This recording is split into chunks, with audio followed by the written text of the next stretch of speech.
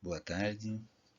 Então, essa é a aula de número 5 da disciplina de Pediatria e Puericultura 1, na área de neonatologia, e o assunto dessa aula é a triagem neonatal. A triagem neonatal é um conjunto, então, de ações preventivas que vão nos permitir fazer um diagnóstico precoce de uma série de doenças que muitas vezes são assintomáticas no período neonatal e que nos permite então interferir no curso dessa doença, permitindo com que a gente, ao estabelecer um tratamento precoce e específico, possa diminuir ou eliminar as sequelas associadas a cada uma dessas doenças.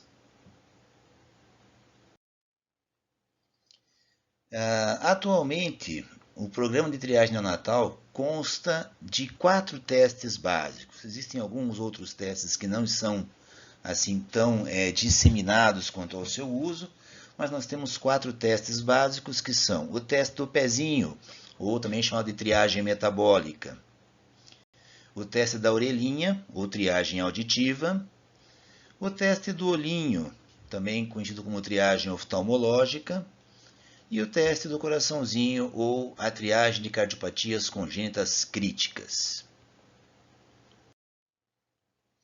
O teste do pezinho é talvez o mais antigo dos testes de triagem neonatal e até hoje também, claro, o mais conhecido deles. Né?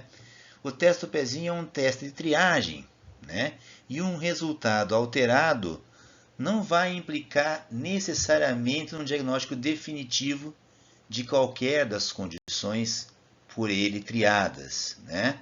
Necessitando sempre então de exames confirmatórios.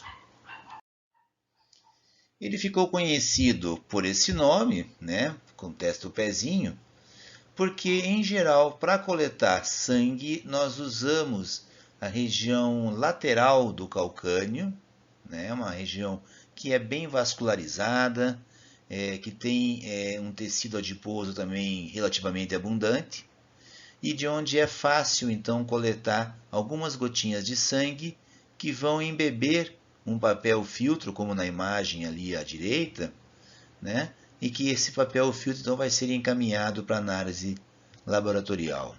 É importante que ao coletar o teste do pezinho não se funcione a região posterior do calcâneo, onde o osso é mais próximo à pele, mais superficial, havendo, portanto, mais dor se funcionar o periósteo desse calcâneo e também até o mesmo risco de alguma infecção.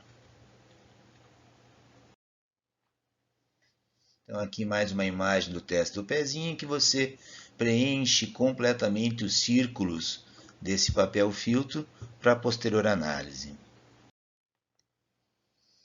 Embora o número de doenças detectadas pelo teste do pezinho possa variar em alguns estados, em geral são 6 as doenças que são detectadas por esse teste de triagem. A fenilcetonúria, o hipotireoidismo congênito, as hemoglobinopatias, a fibrose cística, a deficiência de biotinidase e a hiperplasia adrenal congênita. Na saúde suplementar, o teste do pezinho pode detectar um grande número de outras condições, como por exemplo os erros inatos do metabolismo, a galactosemia, toxoplasmose, a deficiência de glicose 6-fosfato desidrogenase, entre tantas outras. Né?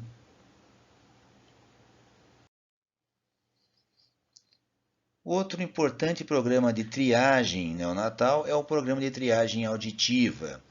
Ele se tornou obrigatório a partir do ano de 2010 e nós temos hoje uma prevalência de deficiência auditiva de 1 a 6 em cada 1.000 recém-nascidos. No entanto, quando você avalia as crianças que tiveram intercorrências no período neonatal, essa ocorrência de deficiência auditiva é muito mais frequente. A triagem auditiva neonatal tem uma importância muito grande porque ela está intimamente ligada ao desenvolvimento adequado da linguagem, né? A falta do estímulo sonoro é o principal determinante dos atrasos do desenvolvimento da linguagem. Diversas são as condições que colocam um bebê em maior risco para o desenvolvimento ou para a presença de uma deficiência auditiva.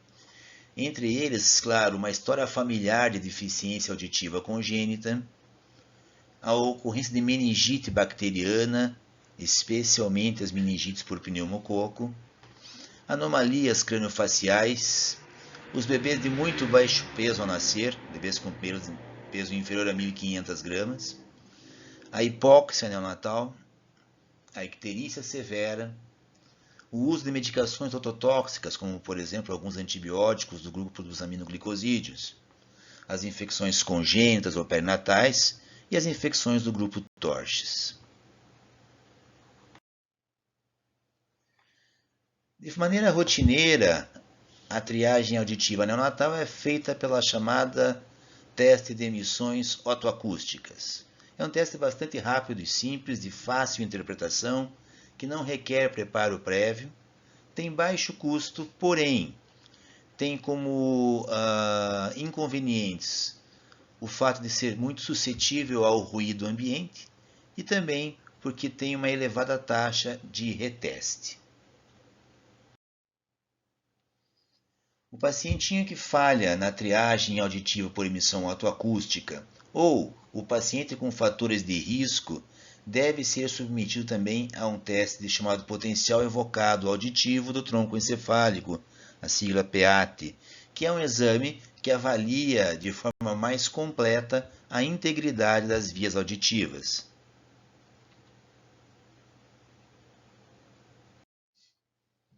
Outro teste importante na triagem do recém-nascido é o teste do olhinho, ou teste do reflexo vermelho. Ele é um procedimento bastante simples, rápido e de fácil execução, e que, através de uma oftalmoscopia direta, nos permite o rastreio da normalidade da câmara posterior e a presença de opacidades nos meios oculares. A técnica, então, é uma oftalmoscopia direta, uma distância de cerca de 50 centímetros dos olhos da criança, né? Preferencialmente em ambiente escurecido, e essa incidência de uma luz sobre os olhos da criança vai gerar, então, esse reflexo que vamos dizer assim, o retorno da luz incidindo sobre a retina. O normal é ter um reflexo vermelho brilhante bilateralmente. O teste do olhinho, o teste do reflexo vermelho, nos permite diagnosticar de forma preliminar a catarata congênita, o glaucoma congênito, os descolamentos da retina, o retinoblastoma, o leucoma ou leucocoria e também, algumas vezes, a retinopatia da prematuridade. Então, na imagem superior, um reflexo vermelho normal, presente bilateralmente, e nas imagens inferiores, um reflexo duvidoso à esquerda, no olho direito, e um reflexo ausente no olho direito, na imagem da direita. Tá? E por último, o teste do coraçãozinho. O teste do coraçãozinho, ele é importante porque 1 a 2 entre cada 1.000 nascidos vivos vão apresentar uma cardiopatia congênita dita crítica, ou seja, aquela que pode trazer repercussões graves para o bebê já nos primeiros momentos da sua vida. É importante essa triagem porque antes de acontecer a triagem pelo teste do coraçãozinho, 30 a 40% dos bebês com problemas cardíacos graves acabavam recebendo alta na maternidade sem ter o diagnóstico. Isso é importante porque as cardiopatias congênitas representam aí 10% dos óbitos infantis e cerca de 20 a 40% dos óbitos que decorrem de malformação. É um exame simples, feito através da oximetria de pulso. E este exame vai nos permitir detectar, né, cardiopatias congênitas críticas, entre as quais, por exemplo, tetralogia de Fallot, a transposição das grandes artérias, a coarctação de aorta, entre outras. Ele é feito então por uma oximetria de pulso colocada na mão direita e em um dos membros inferiores, tanto faz direito ou esquerdo. A interpretação desse teste é feita da seguinte maneira. Ele deve ser feito após 24 horas de vida, o oxímetro na mão direita em um dos pés. Se ele tem uma saturação igual ou superior a 95%, e a diferença de saturação entre o membro superior e o membro inferior ela é menor ou igual a 3%, o bebê é considerado como sendo normal, ele passa no teste do coraçãozinho.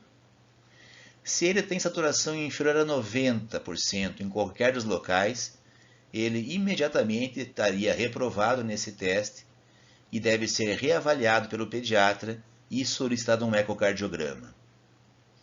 E há também um resultado duvidoso, em que tem saturação menor que 95% em qualquer dos locais, membro superior ou inferior, e a diferença entre membro superior e inferior é maior que 3%.